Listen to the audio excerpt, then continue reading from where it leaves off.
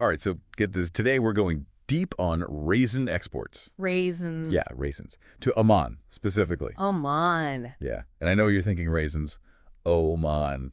Doesn't sound all that thrilling, I mean, but stick with us. Okay, we found this article from Ahura Commerce, and let me tell you, this is a way more interesting world than you'd think. all right, you've got my attention. Lay it on me. So first off, Oman, Right. Oman. strategically located Oh, on absolutely. Right there on the Arabian Peninsula. Like a crossroads for all those trade routes. connecting what?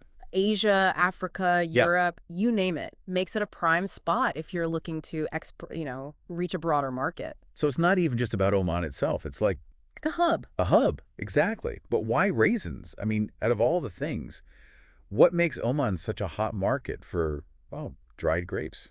Well, think about it. Oman's economy. It's been booming. Has it? Yeah. Yeah. People have more money to spend, Yeah. right? Disposable income, and that includes food, Absolutely. especially imported stuff like, you guessed it, raisins. Okay, makes sense. More money, more snacks. Exactly. Plus, there's this whole health-conscious trend going on. Right, right. And raisins fit right in, naturally sweet. Good for you. Healthy snack. The But the article also mentioned, like, Oman's diverse population. How does that tie into raisins? Well, Oman has this long history of trade, right? Cultural exchange. And that means... The diverse culinary set. Exactly. They want variety, all sorts of ingredients. And raisins, they pop up everywhere. Sweet dishes, savory dishes, you name it. Like, think about Omani desserts. Like what? Like halwa. Oh, what? Okay. Often has raisins in it.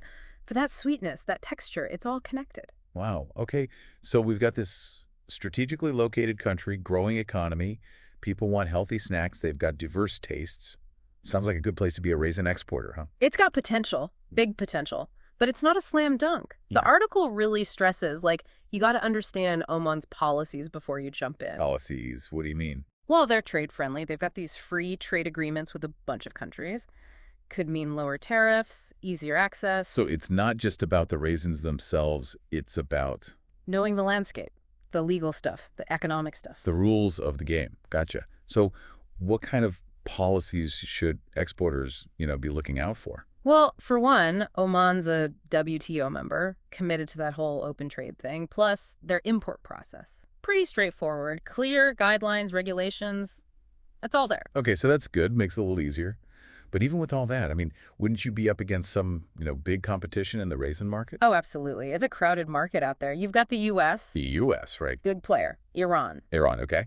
and Turkey, all major exporters to Oman, each Yeah. with their own, strengths. So how do you even stand out in a market like that? What did the article suggest? Market research. It's all about market research. Before you ship a single raisin, you got to know the Omani market inside and out. Makes sense. What kind of things should exporters be researching specifically? You got to know who your target is. Like, who are these Omani raisin lovers? What kind of reasons do they even want? What prices are they willing to pay?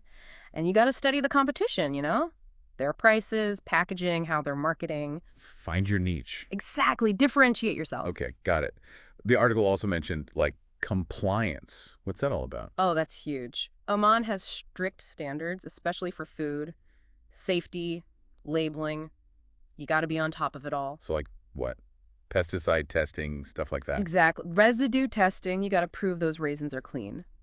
And then the labeling. No, right. Different language, probably. Yeah, has to be in English and Arabic. Specific requirements. Can't just slap any old label on there. Makes sense. Yeah. Okay, so let's say you've got your raisins. They're all compliant. How do you even get them to Oman? That seems like a whole other challenge. It is. It's a whole logistical dance. First, Yeah. you got to decide, air freight or sea freight. Yeah. What's the difference? Well, air is faster, obviously, but it's more expensive. Sea freight, it's slower. But cheaper. Cheaper, exactly. Then you got to find a good shipping partner, someone you trust who knows the ropes. Customs clearance and all that.